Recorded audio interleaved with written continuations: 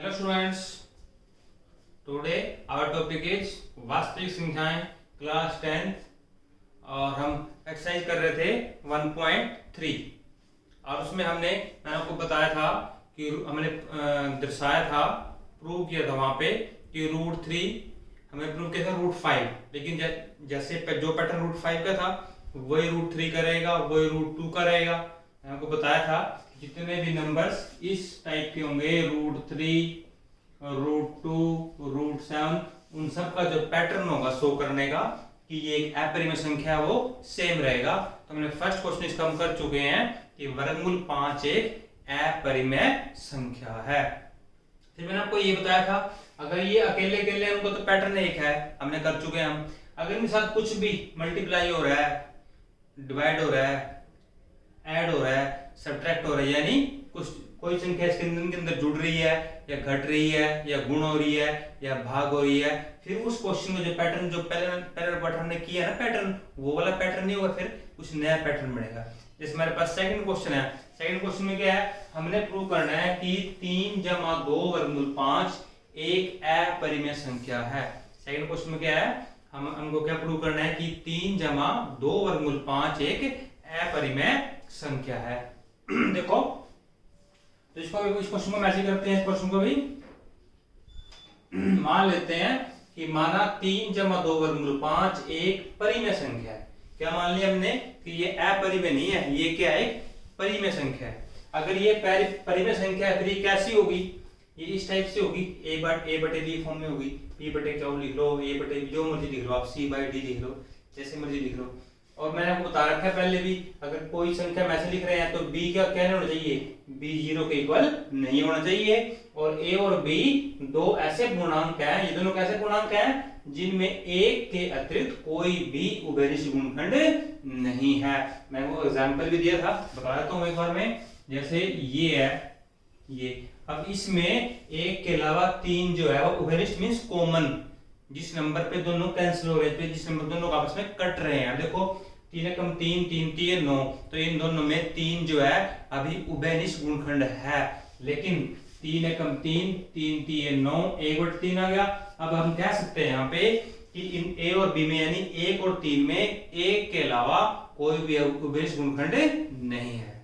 ठीक है, तो देखो ध्यान से, ये बन गया हमारे पास। उसके बाद क्या करना है, देखो ध्यान, उसके बाद क्या करना है हमने, उसके बाद हर एक क्वेश्चन, इस टाइप के हर एक क्वेश्चन में आपने क्या करना है, जो संख्या वर्गमूल की संख्या है उसको रखना है अपने एक साइड में, और बाकी सब सारे नंबर्स को उठा के उस साइड ले जाओ।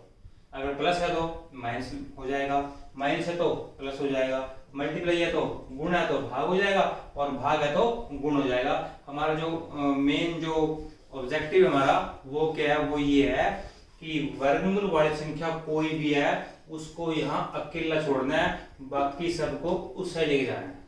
ठीक है, देखो ध्यान से, पहले मैंने क्या किया,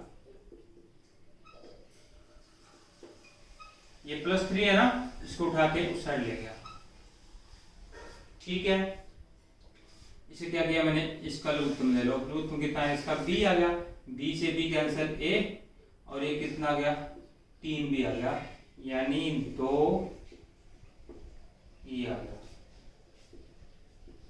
कुछ नहीं करना, ये वाला पैटर्न उससे पहले वाले पैटर्न से बहुत इजी है, हाफ इजी है।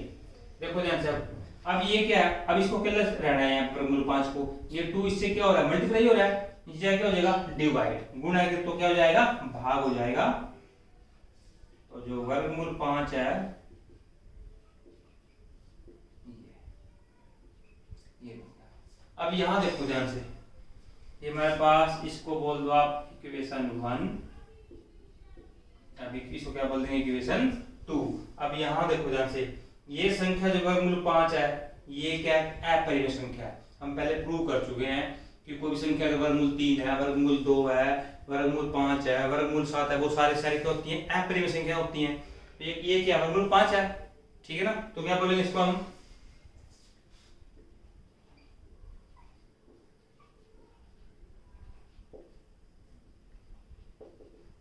जानते हैं कि वर्गमूल 5 एक अपरिमेय संख्या है तथा आप देखो जो मर्जी वैल्यू पुट कर दो ये हमेशा क्या रहेगी, परिमेय रहेगी, क्योंकि अपरिमेय कौन सी होती है, अपरिमेय तो वर्गमूल वाली संख्या होती है, इनमें कोई संख्या वर्गमूल वाली नहीं है। तो चाहे कोई जुड़ रही है, चाहे कोई घट रही है, चाहे कोई गुण हो रही है, चाहे कोई भाग हो रही है, जो मर्जी हो, ये सारी सारी क्या रहेगी, परिमेय संख्या रहेगी। क्या रहेगी, परिमेय संख्या रहेगी। इसको हम क्या बोल देंगे हम कि a माइनस 3b बटे 2b एक परिमेय संख्या है जो कि असंभव है। असंभव क्या है, देखो ध्यान से, ये संख्या अपरिमेय और ये संख्या परिमेय, ऐसा तो पॉसिबल नहीं है कि परिमेय संख्या और अपरिमेय संख्या हो जाए, बराबर हो जाए, ठीक है ना। इसीलिए तो आप इसीलिए समीकरण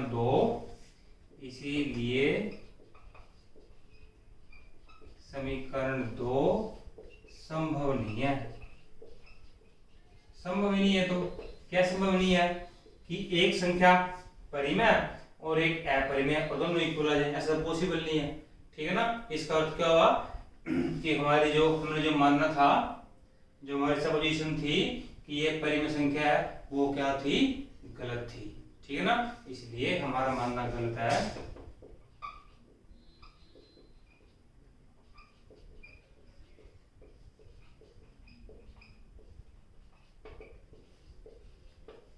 कि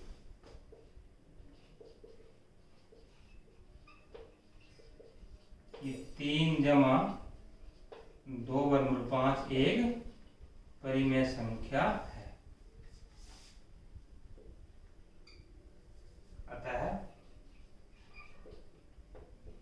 3 जमा 2 वर्गमूल 5 एक अपरिमेय संख्या है।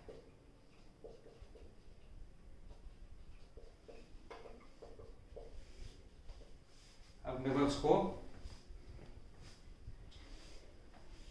दोबारा से आपको समझा देता हूं, एक बार इसको मैं रिपीट कर देता हूं, ठीक है। देखो ध्यान से,